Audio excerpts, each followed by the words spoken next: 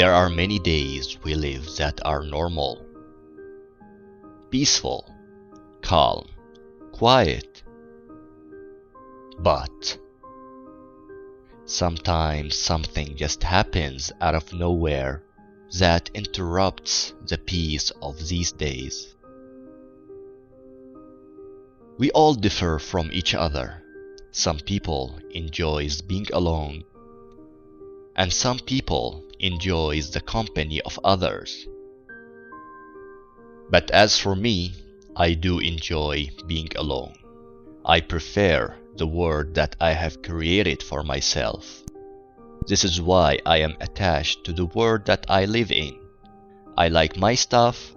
I like my life to be planned the way I planned it to be. And I don't like something that is not planned. For instance, unplanned trips, unplanned visits, unplanned meetings. Well, at least I prefer to be notified before a day. Who could be? This is what I said in the afternoon of a normal day, while I was writing something to control my stress. My doctor advised me to write something when I'm stressed. So yeah, back to what happened that day. I was writing and the phone was ringing.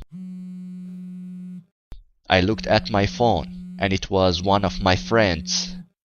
But he was someone who I met long time ago, and we did not have much contact with each other. Anyways, to be honest, I didn't want to pick up the phone. Hello? No one replied. Hello?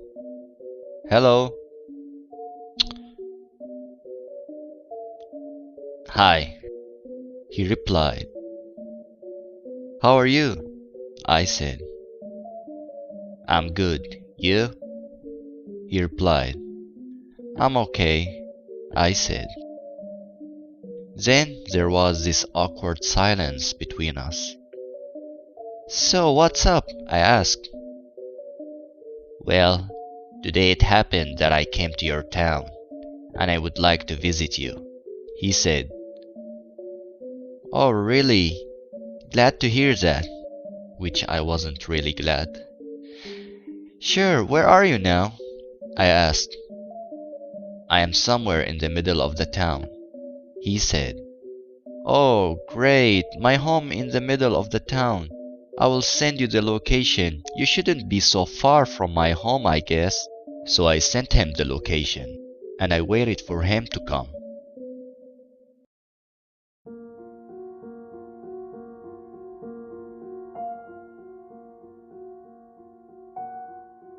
I was thinking about many things, like why did he appear now? We are not that close friends. Maybe he needs help. Maybe he turned to be a bad person. Maybe he is running away from someone or a problem. Maybe he wants money. My head was full of questions that was interrupted by his arrival. I saw him from the window. He did not much change. He still looks the same. I mean he still looks the same from the last time I saw him. I went to open the door, waited for him to climb the stairs. My housemate came out of his room, wondering who came at this hour. Well, I have forgotten to tell him that there was someone coming. So I let my friend in. He greeted my housemate. Then I took him to my room, where we sat and talked. So how is your trip? I asked. It's fine. I'm moving to another city, he replied. Why? What happened? I asked. Well, it is not working out for me there, so I decided to move, and I had some problems, he replied. Oh, sorry to hear that. So where are you heading now? I asked. I did not want to ask him about the problems, since it is none of my business. I have not decided yet. he replied. His answers were so cold. He did not show any face expression, and he's not giving me any details. I was wondering about where is he going to stay. I am fine with the idea that if he wanted to stay for the day, but I felt shy asking him, so I thought that I will figure this out later. He started checking my room, wandering with his eyes until his eyes settled on my figure collection. So before continuing the story, I want to mention that touching my stuff is more like this sentence. I don't want him to touch my stuff. So he was interested in my collection, which I was not pleased about. He stood up and started touching them. He did not even ask for my permission. This is why I stopped him from doing any harm. My stuff are important. Please do not touch my stuff. This is what I said to him. I was trying to be polite with him. I did not want to tell him not to play with them, but I had to. Then my housemate came and hung out with us. We had a normal conversation. Then we decided to make food, me and my housemate. I was hoping that he would leave after eating dinner.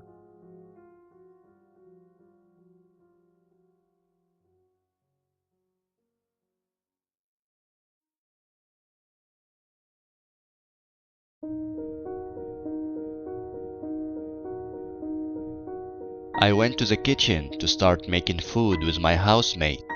My housemate whispered, "How long is he going to stay?" he asked. "Well, I hope after we eat dinner," I answered. "Are you sure that he's not going to stay for the night?" he asked. No, I mean he did not mention this." "Well, it wouldn't be appropriate if I asked him," I answered. Then we heard a noise from my room. I went there to find my friend messing with my stuff. I was so much annoyed. I was trying to control my anger. "You can join us in the kitchen and please do not touch my stuff." This is what I said, and he wasn't even bothered about what I told him. He accompanied us in the kitchen while we were cooking, and he started asking us questions about the house, like how much we pay for the rent and how much we pay for the bills. Then he started opening the kitchen cabinets, checking what's inside, which stepped on my nerves. "Can you relax and wait for the food? And please, try not to touch anything. I think you are hungry." This is what I told him.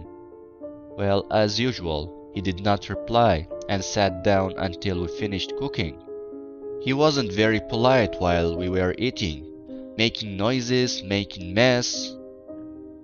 After we ate our dinner, we wanted to wash the dishes, and this is when my friend started throwing the knives and spoons to the sink, thinking it was funny. It was so annoying. "Can you not throw anything?" I get angrier. Then he threw a plate. How much a person can be more annoying? "Stop it! This is inappropriate!"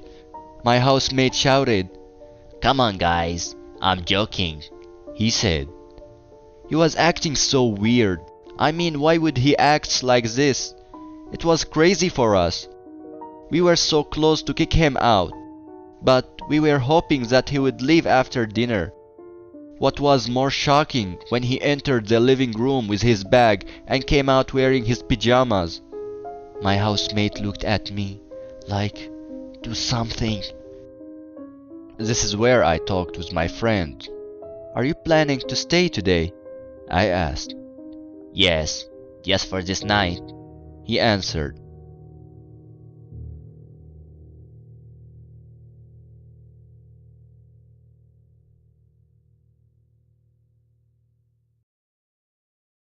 "You should have told me earlier, at least," I said. "Well, I was shy to tell you, and I was afraid that you would refuse. Please bury me for this night. I am going to leave next day morning," he said. Well, I'm not this kind of person who kicks people at night. I know he stepped on our nerves and crossed his limits, but at least he was going to leave next day morning. Okay then, I only said. He went to the living room and closed the door.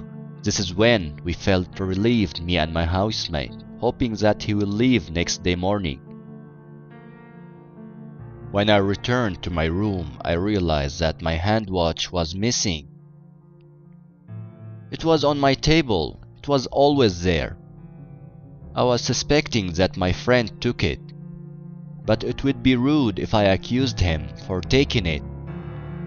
Then ideas started coming to my mind about what to do if I find out that he took it. So I decided to enter the living room, and this is what I did. I entered the room to find out that he was using my pencil that he took from my room, and he was putting it in his mouth. Why do you have my pencil? And why is it even in your mouth? I asked him. I just wanted to write something, and I was going to return it to you, he answered. But since I was more concerned about my lost watch. Did you see my hand watch? I asked. No, I have not seen, he answered. I did not want to ask him more questions, so I would not sound like accusing him. I took my pencil and cleaned it since it was in his mouth. I headed to my room hoping to find my watch, and sadly I couldn't find it. And it was getting late. I decided to give up and sleep, hoping that I will find it the next day morning.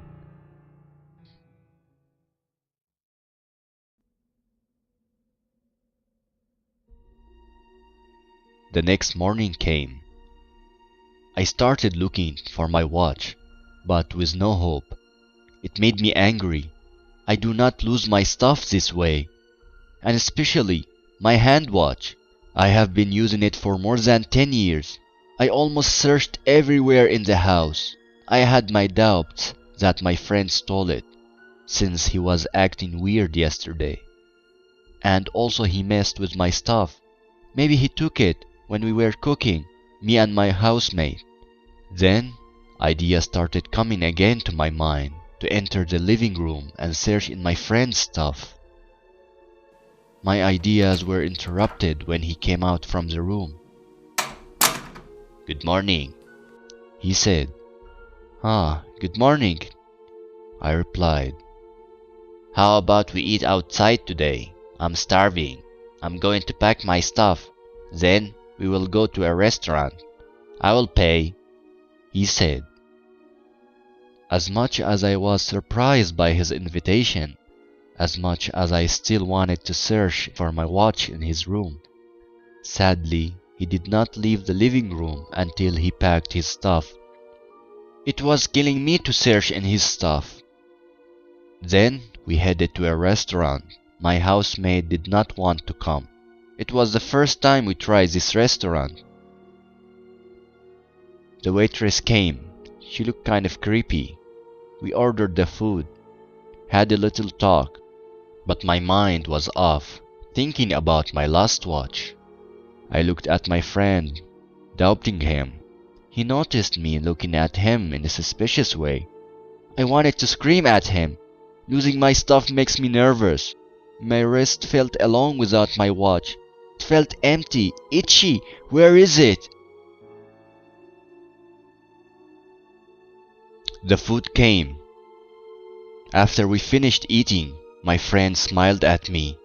He called the waitress for the bill. The waitress came, and he took something out from his pocket. I was shocked, because it was my hand watch. The waitress took it, and she smiled at me in a creepy way. Then she started walking slowly to the exit door. Her face was pale. She looked scary. I couldn't say anything. She left the restaurant, and she was walking beside the restaurant, and she was staring at me from the window. I felt someone coming from the right. I looked on my right to find the same waitress. staring at me in a creepy way. But the waitress just left the restaurant a second ago. Is there two of them? What's going on? Then someone grabbed me from behind, and this someone whispered in my ears, "Would you let me play with your stuff?" Ah! I opened my eyes to find that it was just a nightmare. I looked around and it was dark. I couldn't see. I wanted to see what time it was.